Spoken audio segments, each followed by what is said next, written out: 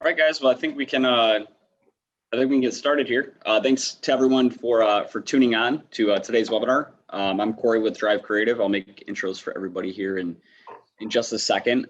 We host these webinars about once every 2 months. So if you want to, check out more content that we're going to be hosting, we will be sending you emails on that. Feel free to tune in. We're also going to have a couple little giveaways at the end here. One of them is going to be a value-added survey for you guys. It's like a self-assessment that we will send to you and follow up with you to speak about. So it's all about how you can be more attractive, to employees, and also how you can help better with the onboarding process, building a culture, and more. Right. Also, we're going to be giving away a $100 gift card to the person who asks the best question. At the end, when we have the questions segment. This whole thing will probably run about 35-40 minutes, and then we'll have about 10 minutes at the end for questions. So if you have the best question, I promise it won't be biased. We'll actually pick the best question, what we feel is the best question, and we'll send you guys a gift card too. So just leave your questions in the chat box, guys. I mean, you can ask your questions throughout the webinar. So yep. Cool.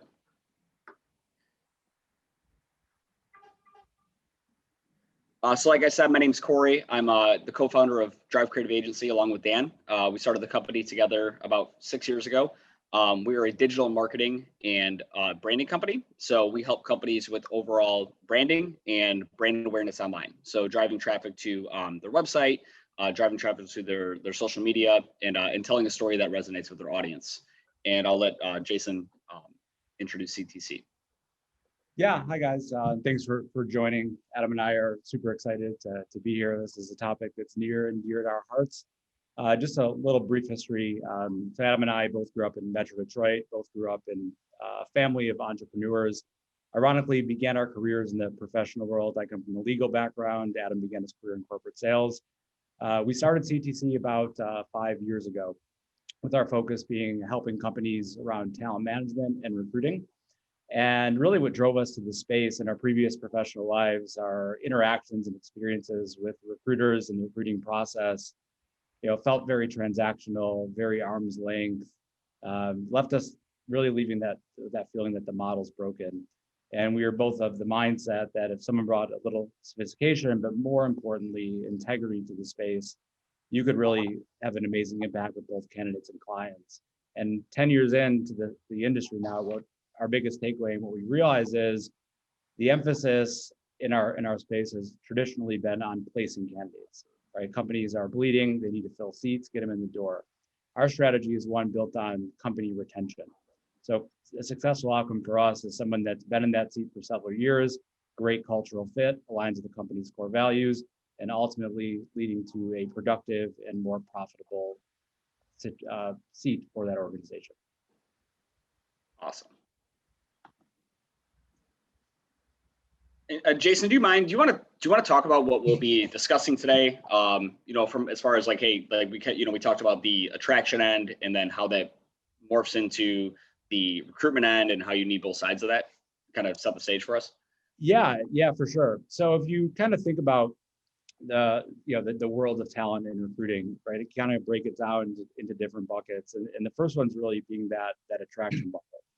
And the biggest shift we've seen over the last decade is companies that are running successful talent programs are treating it more like business development than anything else. So you think about what goes into a successful business development plan. That's something it's intentional, it's proactive, it requires the utilization of the right resources, time, and strategy to achieve your desired results. So the next phase is once you get candidates in the door, how do you filter, right? How do you really understand if they're a fit, not only for the seats, but also do they mesh well with the team? Do they fit well with the company? Do they align with the core values? What we found is sometimes folks that have the right technical background and may look great on paper aren't necessarily the right fits of that company. So it's about telling the right story from an attraction standpoint to attract the right kind of candidates, and then having the right system in place to properly filter and usher them through the process. And at the end of the day, the result you're trying to create is, again, not only that retention, but also just from a candidate and client standpoint, just creating an amazing experience for everyone that goes through the process. A lot of times what we find is, even if a candidate doesn't accept the job, if they have a great experience in the process, they become brand ambassadors for that company. They have great things to say about the organization and their experience, and oftentimes those are great referral sources moving forward. Awesome. And another thing I think we need to consider too, is with like the age of information that we're in and how much transparency there is out there. I think a lot of that has to do with the reason the expectations of employees has changed because they're able to see so many different opportunities. So it's definitely important as well to not only explain like what is in it for the person that you want to come and spend the majority of their time with you to earn a paycheck, but also in addition to that, being where they're at. So, obviously with, COVID and just a shift in technology, the online marketplace is huge. And I don't just mean like Indeed, which can be a great resource for people who are looking for work, but also making sure that, your website's mobile, you've got a strong social media presence on LinkedIn. These are people that might be discovering your brand and building a relationship with your brand before they've actually made that conscious decision to come fill out an application, right? So this is more of a passive approach, I guess you would say, is the humanization of your brand, showcasing that winning culture and making sure that content's on LinkedIn and other social media forums where there might be potential great employees who in the back of their mind, they might be looking for a new place to work. They see your content, they see the story, it resonates with them. They see the opportunity. It's really easy for them to find on the website. There's an easy career portal, and you just make that process super seamless. So it's not just making sure that people see it, not just making sure that, explaining what's in it for them, but also making the entire process easy so you don't lose them when they click on your website and it takes 42 seconds to load and they get distracted, right? So really building that employee-centric brand and making sure you're at where they're looking for is definitely important on that attraction side. And what we're going to show you guys here, this was actually a really great example of a company that we actually helped with this. This was the before website for Tower International. We had the opportunity to work with them. At the time, they were a publicly traded $2 billion company, which isn't the only kind of company we work with, but we work with all different sorts of sizes and shapes of companies. But Tower International specifically had hired us because they had all the customers that they needed, but they were having a really hard time attracting new employees. Specifically, they had a new location opening, a huge new plant in South Carolina that was going to fuel a lot of their automotive operations for that year from a manufacturing standpoint. And that was kind of the catalyst behind this was, hey, we need to make sure that we fill that plant. It's opening in like 6 months. Our website stated, they were going to be buying some like traditional outdoor media, like billboards and things like that to push traffic to a website, but their website was hard to use on mobile. They weren't really doing anything on social media.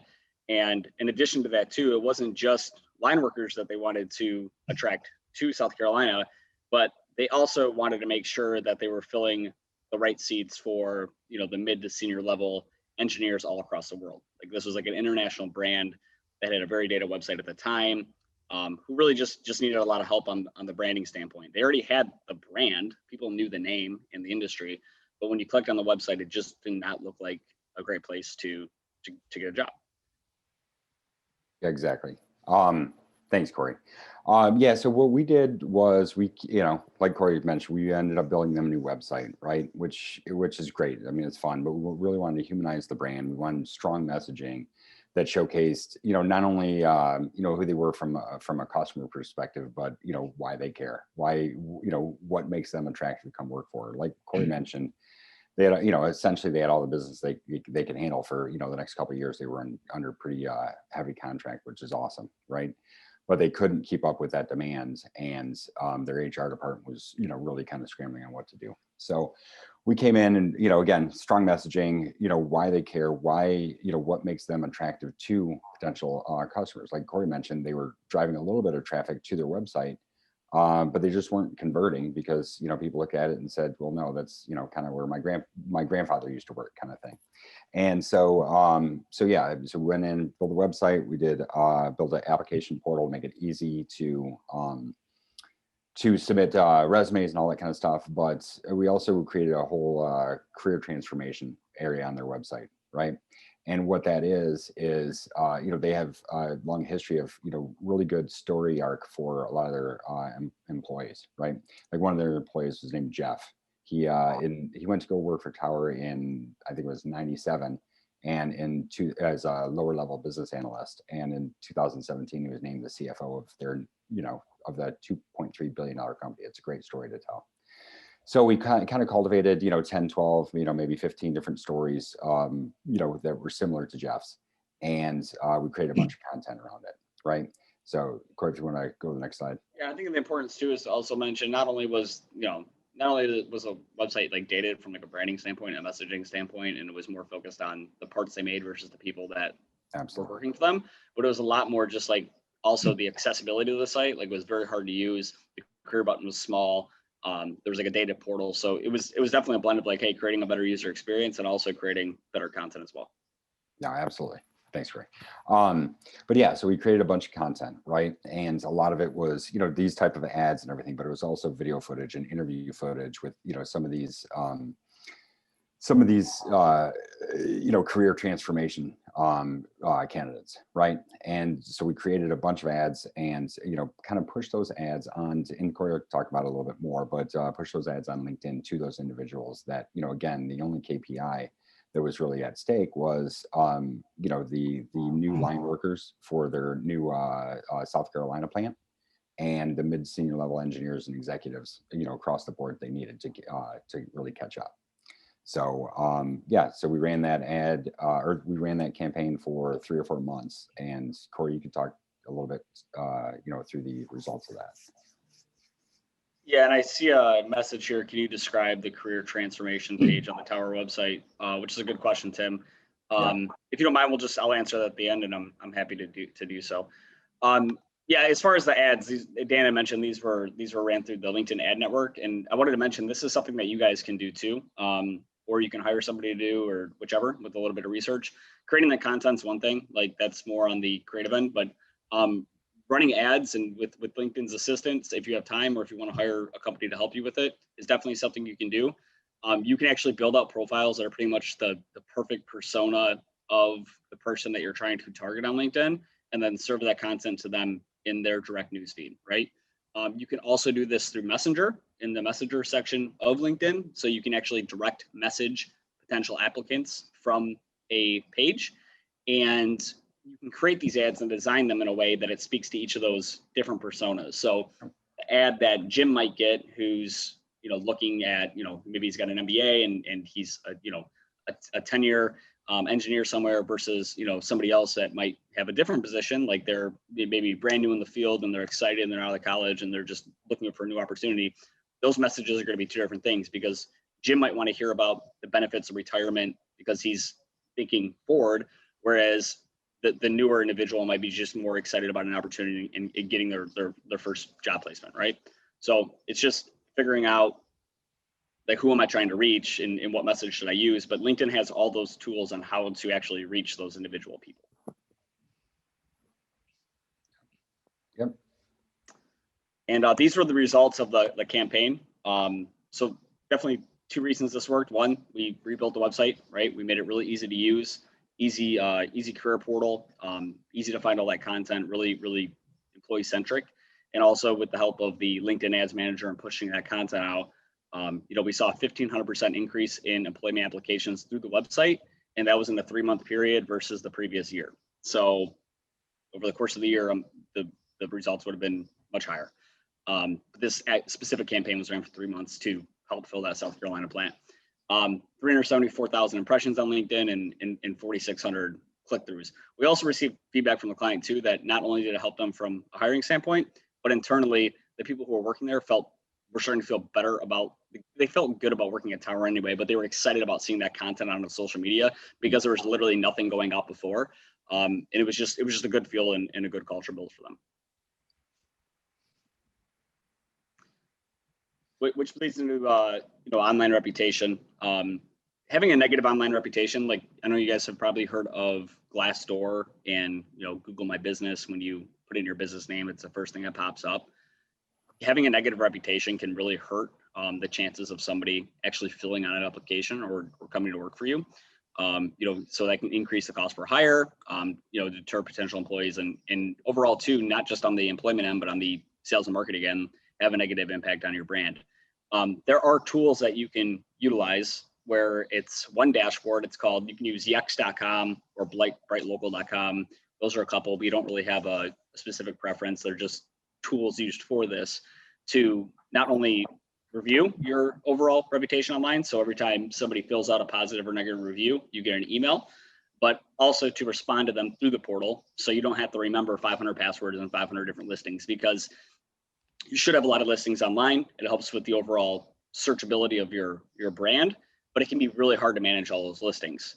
So if you use a tool like Yext, this allows you to closely monitor all those sites.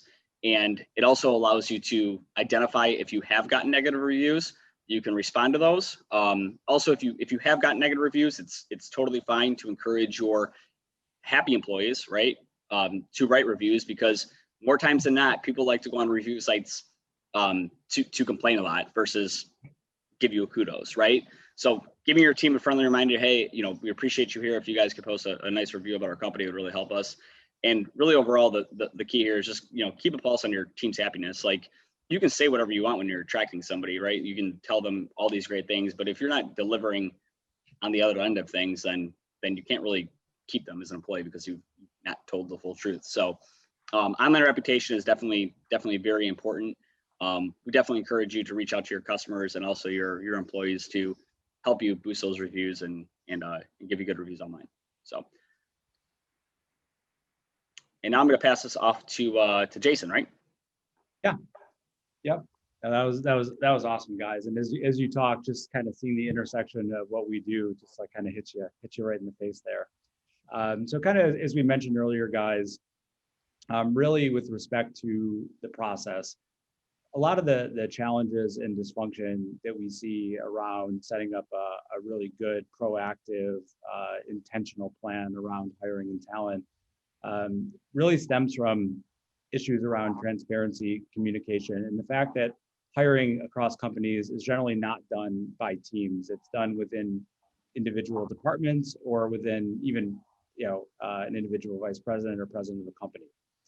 So what we find is interview processes are not consistent. Candidate experiences are not consistent.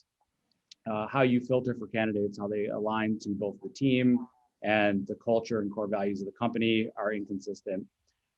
So it leaves, what happens is, without those things, there are tremendous amount of landmines that can get you into trouble, either by hiring the wrong person or by having a vacancy filled that's sitting vacant for too long, which inevitably forces other people from the organization to step into those roles, and ultimately will decrease production and profitability and really leave your employees from a morale and engagement standpoint in a difficult spot.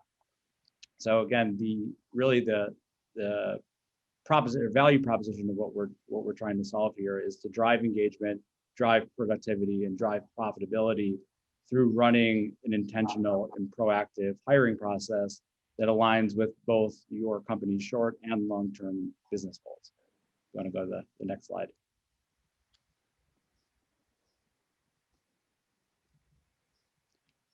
Okay, so job descriptions are something that's very near and dear to Adam and I. We write a lot of these for our clients, and it's amazing what we see when we first start working with organizations. Some of the issues that we find are that, first of all, it's difficult many times to actually locate a careers page on a website. Sometimes it might take 3 or 4 clicks. Sometimes you get rerouted to an Indeed page. This is, as Corey and Dan alluded to earlier, showcasing your career page, spotlighting your people, right? That's what candidates are looking for. If you're looking for folks to join your organization, make it easy for them. One click, something that's highlighted, maybe an employee video or a spotlight, that's all highly effective. The first thing that candidates mention to us about job descriptions is they only spend about 10 seconds or so reading either an inbound ad or just briefly browsing the job description. So we find is that what they shared with us is a lot of times you get job descriptions that are 2 or 3 pages, so very content heavy. They list 15 responsibilities, 15 requirements, and a page about the company. It's a lot of content that a lot of times doesn't really say anything. And what companies are leaving on the table is they're not really articulating their stories of why this is a great place to work. What we see a lot is we've been in business for 80 years and we do $40 million in revenue and looking to grow. You're not getting some of those personal stories that Dan and Corey alluded to earlier about some folks internally that have excelled in that company. You're not getting visibility into the culture that makes the company great. You don't have an understanding of core values. It just leaves a lot to the imagination. And simply put, there's a better way of telling your story and a better way to use a job description as an attraction tool.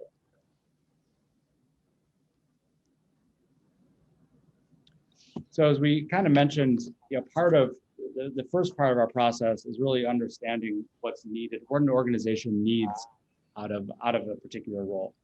And what we find is when companies aren't doing this as a team activity, what we find is individuals have a different perspective than the team, or even folks from other teams within the company that work sort of tangentially with this individual, what's needed out of that role, both out of that individual and out of that organization.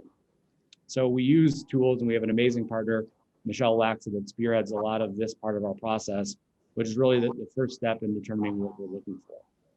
So if you see this before and after, this is a client of ours. This is for a role in a vice president of sales, successful company. They were doing well, but the VP of sales who was in that seat was highly de-energized in that role, and we really didn't know why. So after we were able to compile the ideal candidate profile, we assessed the candidate against what the ideal profile would look like. And we found, wow, there's a lot of, we look for blues and greens on here. And if you notice, there's a lot of reds and yellows.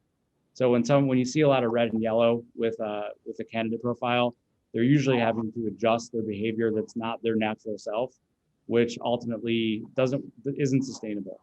That person's going to be de-energized, demotivated in that role. And over time, it's going to have an impact in their production, profitability, and really the overall performance of the company. And once we were able to get the right person in the right seat, all of a sudden that department, the cohesiveness, even the culture within that group transformed almost immediately.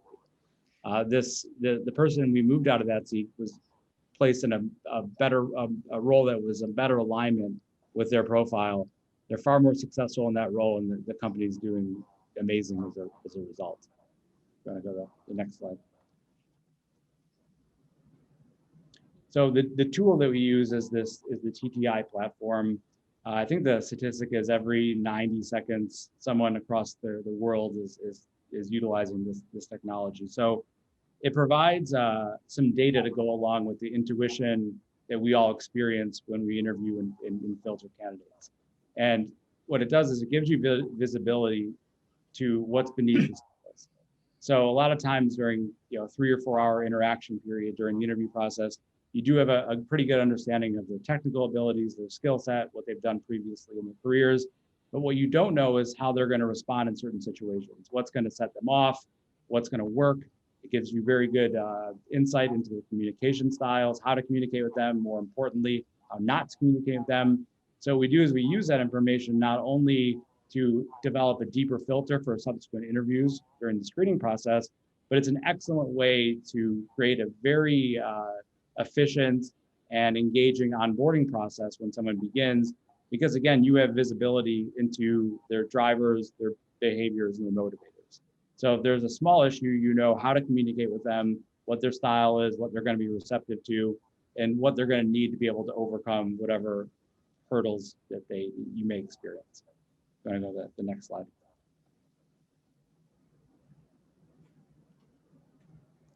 Okay, so we talked a little bit about the landmines, and what we find a lot is companies truly lack a detailed understanding of both the hard and soft costs of having the wrong person in the wrong seat. So a friend of ours was kind enough to fill this out, and as he kind of populated this, he told us how agonizing it was to put numbers to some of this. So if you can see here, this person was in this seat for a couple of years, someone that was making a base salary just north, in the low 6 figures, had a financial impact on the company of a negative $2 million. And we did ask him, if you had the right person in the right seat, what would profitability have looked like? it's hard sometimes to figure out what that number is, to figure out your true delta, but he ballparked it somewhere probably in the neighborhood of $400,000 to $500,000. So you're talking about a $2.5 million mistake. And what we advise clients, not only to use this to determine, hey, is this worth spending money and resources to try to solve this? But also it helps companies set sharper compensation bands. So for example, seats across different, even within a company across different departments, or if you look at a market overall, the value of that role is gonna change depending on the company and the group they're working. So sometimes companies would look at this and say, you know what, the seat's worth a lot more to the organization than I initially thought. So if I find the right candidate, I'm going to spend an extra $15,000 or $20,000 to ensure I have the right person in the right seat to avoid this $2 million landmine that unfortunately this individual company experienced. You want to go to the next slide? I spoke a little about this before, just about the above the line and below the line, how we utilize the TTI platform to get a better understanding of candidates, really their makeup, their drivers, their motivators, their behaviors. And it's been a highly effective way, not only for the clients, but we also talk to candidates about this, and we're pretty transparent in the results we find, because at the end of the day, again, the goal is to get the right people in the right seats, not to fill the job. So we're honest with candidates, and we'll share with them, here's the strengths that align with the role, here's our areas of concern, and here's where the development needs to occur to be able to overcome these hurdles. So I think it allows both for company and for candidates to set very clear expectations of what success looks like, accountability, and just as important, how to communicate and how to set a level of transparency moving forward to talk through issues that may arise. Hey, Jason, to add one thing to this, what we generally see is if you see above that kind of waterline or iceberg, what you see, that's generally what people get hired for. Below that, unfortunately, is what people generally get fired for, let go, or held accountable to not meeting expectations. So from a time perspective, having a mechanism to look at this can save a lot of time, making sure that the wrong people are not being brought into the organization, or there's a long interview process for people that aren't a fit, and there's more time spent on those that would be considered quality candidates to fit the culture and have the skill sets to do the job. Just a question to you guys. Do you encourage, I'm not sure if you do, but do you encourage your clients to seek out some of this information during the application process? Typically what we do is we'll screen candidates. So Adam will generally spend about 60 to 90 minutes with a candidate, building the relationship, getting an understanding of what they're doing, but more importantly, what they're looking for in an opportunity, both in terms of the day-to-day job and then what type of culture and core value alignment makes sense for them. Once they're into the process, they've had a first conversation with our clients. At that point, if we want to move them forward, we'll have them take this assessment. And this is an effective tool just for companies to do with their existing teams. It just lends itself to some really great conversations, creates a lot of transparency in terms of getting to know the people you work with and their communication styles. And to Adam's point, it ends up being just an overall time and communication saver. So we spoke a little bit about this earlier, and I won't spend too much time on this one, talking about really understanding what that role looks like. So again, as we found traditionally in the marketplace, what's required out of a job, what goes into a job description, it's usually done by 1-2 people. And unfortunately, the role really impacts the organization. So what we found is that team approach, getting a group in a room and talking through and breaking down what's needed out of that seat, is essentially the process to be able to get into this level of detail to determine what is this person going to be doing and how do we define success.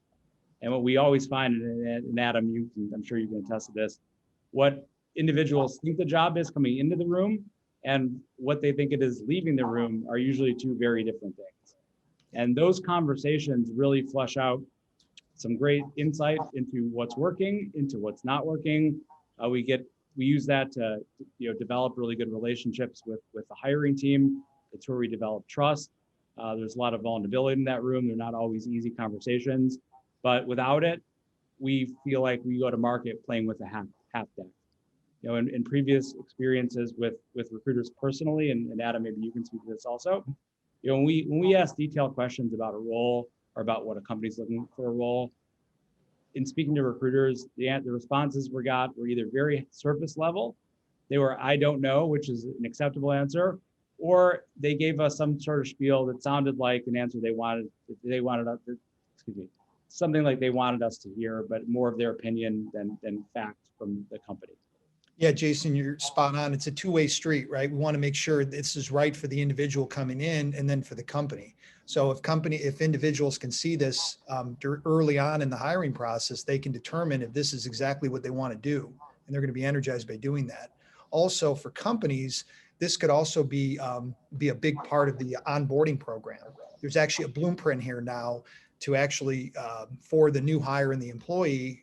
For the manager and the employee now for accountability. This is what this person's going to be doing. This is what the expectations are and the KPIs. So it does allow to have a sharper, better onboarding program where employees can ramp up a lot quicker in order to be successful for the company.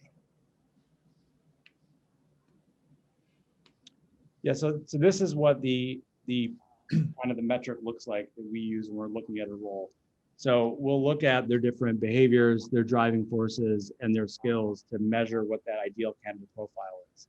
So the way this is sort of derived, so the hiring team that we sit in the room with to kind of flush out what's needed out of that role, both day over day and long-term out of that organization. After that conversation, each individual will take an assessment test to determine what the ideal candidate profile is.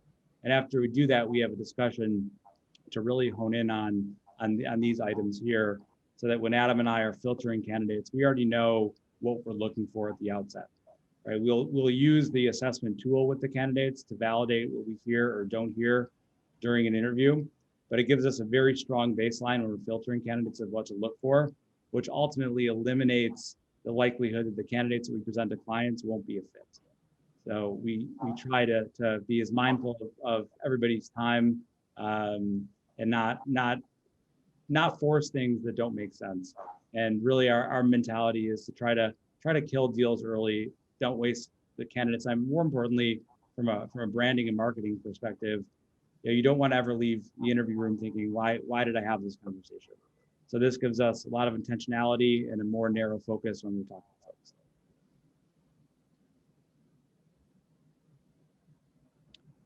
So this leaves us now we're at a point we have our tool set built and we're ready to go to market. So the go to market message is incredibly important for a couple of reasons. As we alluded to earlier, there's a very short window candidates have in terms of their attention span when looking at a prospective job description or advertisement for a role. So, we want to kind of frame this in and lay this out in a way that speaks to the candidate, right? What's in it for me? Why is this a great place to work? And what are my expectations?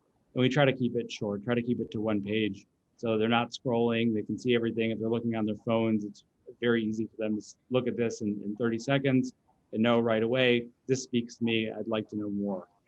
And it also requires a bit of a personalization, telling that company story in a way that feels personal and feels like someone took some time to get to know this company at a deeper level so they can share some of those stories that make a company great. Adam, I know was there a story you wanted to share on that? Yeah, we've been fortunate enough to spend so much time in Dan, the story you told about Jeff at Tower is such a powerful story to show that somebody started at an entry-level role and got up to a CFO role. We encourage that to be shared on job descriptions on websites, talking about the employee experience. It's hard to assume that, people out there would understand that. We've had CEOs we've worked with that have started scholarship funds to invest in continuing education for family members of employees when they're ready to go to school, right? We have organizations that have invested or started on the EOS journey, entrepreneurial operating system. That's a huge investment to make sure that leaders are being more effective to their team members and making sure that there's a good culture and that everybody's aligned and rowing in the same direction. Those things need to be communicated on job descriptions, videos, talking about the employee experience, all content that you have. Very, very powerful stuff. And really the last part of this is about recruiting and finding people. How do you do that? And it's, we've talked about this earlier, is that we kind of take that stance that it should be done just like business development. There's a lot of parallels, right? And just like in business development, there's not one silver bullet solution. There's a lot of different ways to grow your business. And with recruiting, as we've said, going back to the messaging, you got to have the right content and the right story to tell that's powerful, that really is going to attract the right people culturally to your organization. And the job boards is one way that most companies generally they're generally leveraging and utilizing. And really, why are they doing that? Because it's a relatively low investment to get something up, a job description. And what are you going to get for it? You're going to probably get an influx of inbound resumes right away that you can start sorting through. Some of the things to think about or consider with job boards is that of all the resumes you get, generally a small percentage of those are actually qualified people that would fit. I don't know what everyone else has seen. Jason and I have seen 1 in 200. So it's very low. Most of these people are probably actively also applying to other roles with companies' competitors. So you have somebody that's out there kind of fishing a little bit, maybe leveraging different opportunities. That may not be the type of person you want in the organization. And because there's so many resumes that are coming in, companies will have to dedicate a lot of internal resources to review those resumes. And quite frankly, they may be interviewing people that aren't a fit, right? So you're not really receiving resumes from the type of people that are qualified that you're looking to bring into your organization. Also with job boards, what we found too in talking to business leaders, if you do keep those posts up, the investment can go up substantially month over month. And a lot of those companies like LinkedIn, ZipRecruiter, Glassdoor, Indeed have started on subscription models. So the investment could be very high. So companies need to watch their spend and what they're putting up there and how long they're keeping a post up there for. And then another option is active outreach.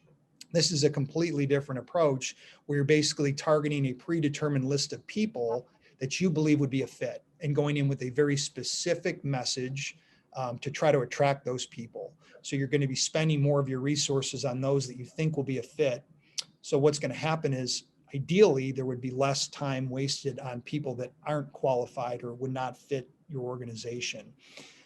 From something to consider with the active outreach is that it will be more time consuming. There really aren't any shortcuts to finding the right people.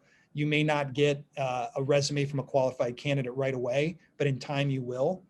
So it is a little bit of a timing element and patience and investment. The initial investment to find the right outsource partner to run this type of campaign, putting in the right tools, job descriptions, website, there is an investment with that.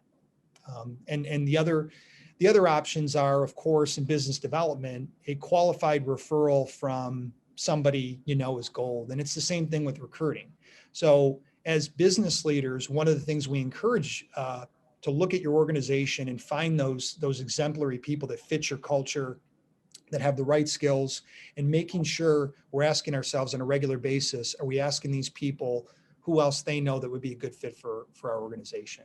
And as business leaders, all of us are part of, CEO, executive forums, peer groups, networking events, social clubs. And once these individuals at these events start to know a little bit more about your business and why you stand out and why you're credible, are we asking these people who they know that would be a good fit? Because that will help drive more of the right people to your organization and create more candidate flow, create an ongoing strategy. Adam, that's awesome. Yeah.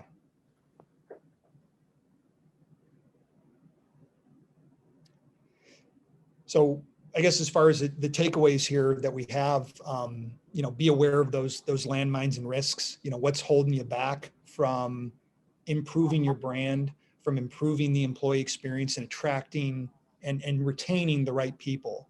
And, we talked about being intentional and visible, having everything out there on the website, having a clear careers page, having good videos to market what you're doing, having very well-written job descriptions, right? That that are going to attract the right people. And it's all about branding, the right content, and telling the right story to the marketplace, and having that a defined process for selection and interviewing and onboarding really good people. You want to go to the next slide there, guys? Thank you. And everybody can see here a survey up on the board. You know, a lot of what we hear right now, you know, it's pre-COVID, same thing now, can't find the right people, can't attract the right candidates. And generally, in many cases, it stops there. But, you know, there's a lot of variables that impact talent. And over the past, you know, year or so, Jason and I have had the chance to survey over 150 business leaders. They've completed this survey, and we've aggregated the data. And the three most common challenges, no surprise, one of them being role clarity. You know, the organization having clarity around what they're expecting out of the role, what needs to get done, and what success looks like. Candidate attraction, clearly not being able to find the right people, bring into the organization and retain them to help them hit the business goals and be successful. And lacking a standard interview process. You know, every department may have their own program. You know, is there a way to get everybody on the same page, to ask the same questions and evaluate each person for each position, for each role objectively? And really these challenges are symptoms, and really to truly get to solve these issues, it's about discovering the root cause. And this survey is a great way to start. And what the four of us are offering is we're going to be sending out this survey to everybody who attended. Feel free to share this as well with anybody else you see fit. It's a great thought starter exercise for leaders and their internal teams. And what we'd like to do is offer a 15 to 30 minute conversation to review the survey results with anyone attending today's webinar. Questions? Corey, we've got a bunch in the Q&A and in the chat. Yeah, no, I got them here. And if you guys have more questions, feel free to post them now. I'm gonna go through these and Adam, if Jason or Adam want to take this one, are there tools you would recommend to bring insight on some of the brain behavior science? The brain behavior science that's affiliated with the TTI tool that we're already using. So we've had exposure to some other tools, Myers-Briggs, the traditional DISC. We found that the TTI of the tools we used is the most robust and gives us the most insight, again, into kind of what's under that iceberg. That area is a little more in the subject matter expertise of our partner, Michelle. So I can't speak with too much expertise in that subject, but the TTI tool has been very effective for us. How long should you give an employee before deciding this is a wrong hire? What clues might arise to show that it is a mishire? That's a great question. Yeah. So really, it's kind of go back to our blueprint of defining those success metrics and what they look like. So, you know, if you're seeing issues, so if both the new hire and the company have clear expectations of what success looks like 3 months, 6 months, a year into that role, and they're meeting with regular occasion to discuss what's working and not working, you'll really identify problems that can be fixed and those that can't be fixed. So, you know, giving someone a little bit of latitude to work through some issues that are fixable and where you're seeing week over week or month over month progress, that's normal. That does happen is both individual adjust to a new role and an existing team adjust to a new individual. Yeah, there does, of course, become a time where if performance isn't meeting expectations, if there's a negative impact on the culture and it's impacting other employees, their morale and engagement, those can be different conversations. So it's really about clear expectations of success going in and having regular occasions to discuss that with employees. From Rebecca, I can answer this one. As the workplace demographic gets younger, do you see a trend towards using different social media channels, not only for advertising and job, but for job position and advertising? Yes and yes. And also too, keep in mind, I know it's actually turned into like a misconception. Like it's not just young people on social media. Like a lot of these platforms skew like with a lot of different demographics, including LinkedIn and Facebook, which are probably the two that have like the widest the widest range of different ages. But yes, 100%. That was a big driving force in the Tower International campaign that we went over, was utilizing LinkedIn to drive traffic to those job postings.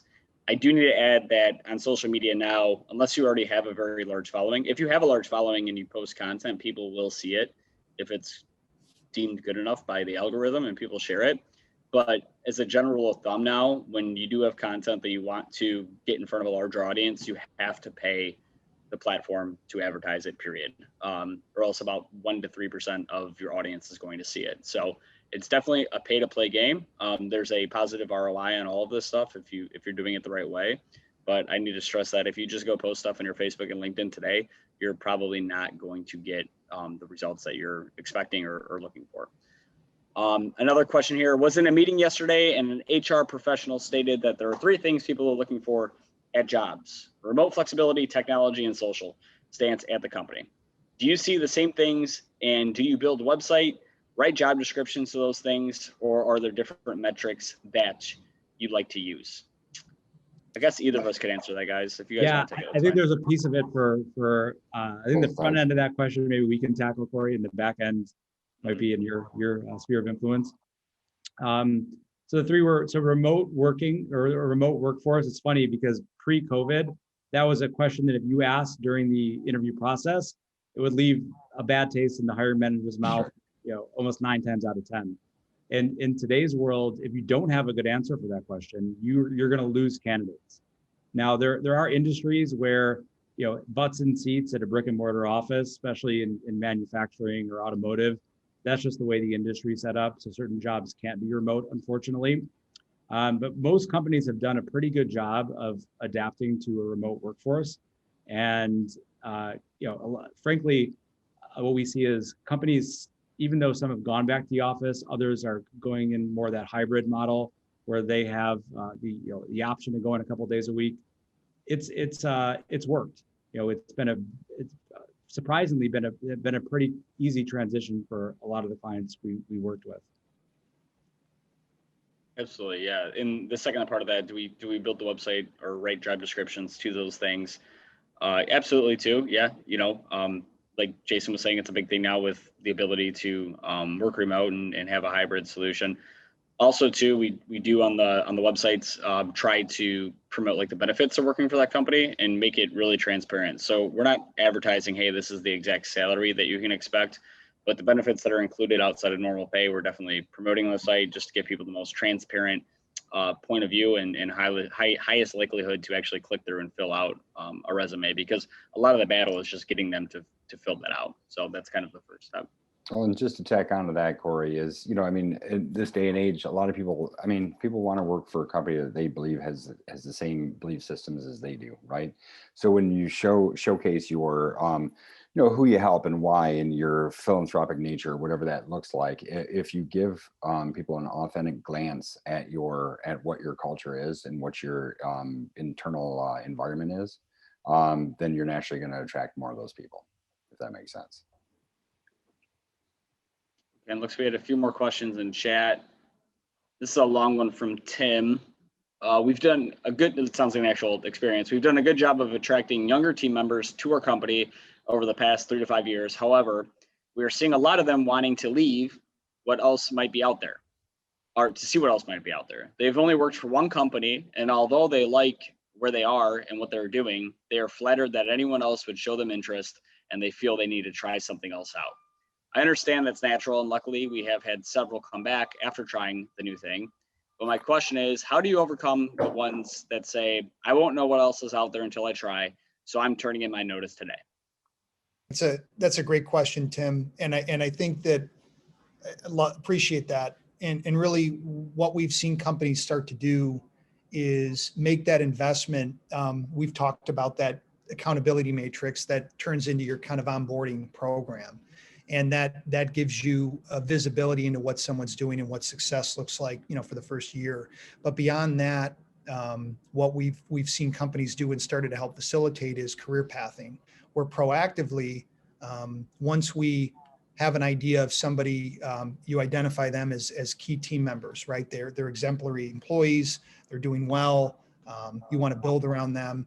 It's really figuring out the next 3 to 5 years of their career and where they can help the organization grow and where this person's going to be motivated and excited and it's going to keep them energized in order for them to be successful.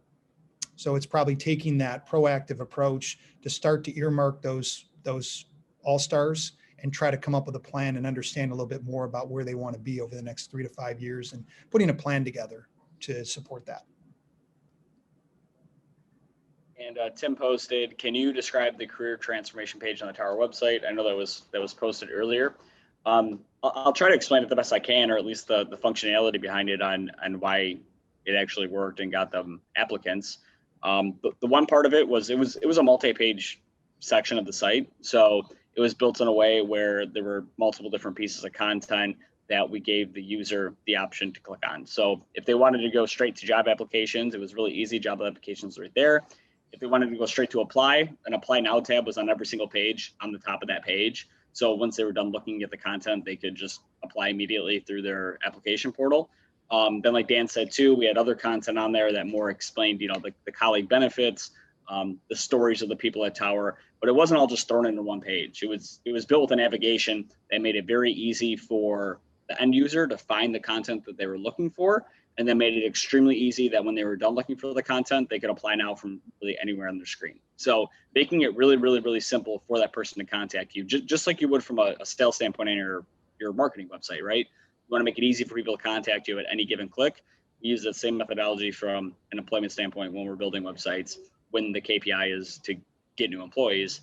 And we find that the easier we make it to use, the easier, the better results that we get. So if you look at any of these really big platforms out there, like Facebook or LinkedIn or any apps that you use, you'll notice that like from an app development standpoint, it's super simplified, right? Like a lot of app experience versus like your desktop website is simplified down. And we try to take that same methodology in when building a website, like a mobile website for careers, right? So just keeping it simple, getting to what's in it for them, and then giving them a really easy way to apply is kind of was the strategy for Tower.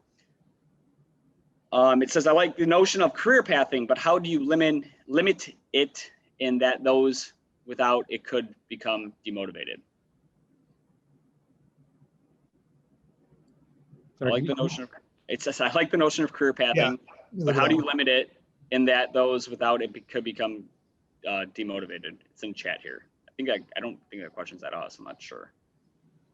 Limiting the career pathing.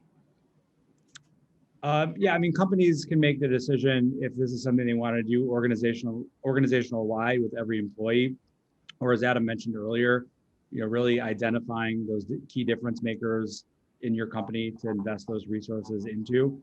Usually what we find is, companies will open it up to let them know what they're doing.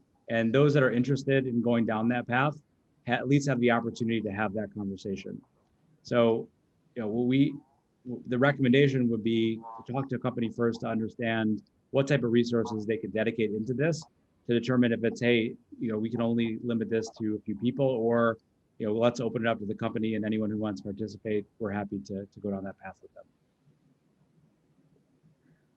All right, guys, we're getting in an hour here, so I think we answered all those questions. If you guys have additional questions, feel free to reach out. We've got our contact info up here. I'm sure you have our contact info anyway if you tune in on this webinar. We will be sending out a reminder, a follow-up email as well. That's going to have a recorded version of this webinar. So if you have anyone that couldn't tune in who would benefit from this or see value in it, feel free to share that. We'll get this posted on our YouTube channel as well and get you a link to that. Who do you guys think had the best question so I can get $100? I'm not sure. Gotta read them again. All right, we'll read them after. Guys, we appreciate there's a lot of great questions. Yeah, some really good questions. Awesome. Yeah, we appreciate that, the engagement and tuning in. So yeah, we'll get back to you guys on the gift card after this. We'll discuss it amongst ourselves. And that's it. I hope you guys had a good time and learned a lot. And like I said, if you guys have any other questions about this, feel free to reach out to myself, Dan, Jason, or Adam, and we're happy to hop on call and have another conversation. So awesome. Thanks, guys. All right, guys. See ya. Appreciate it. Take care.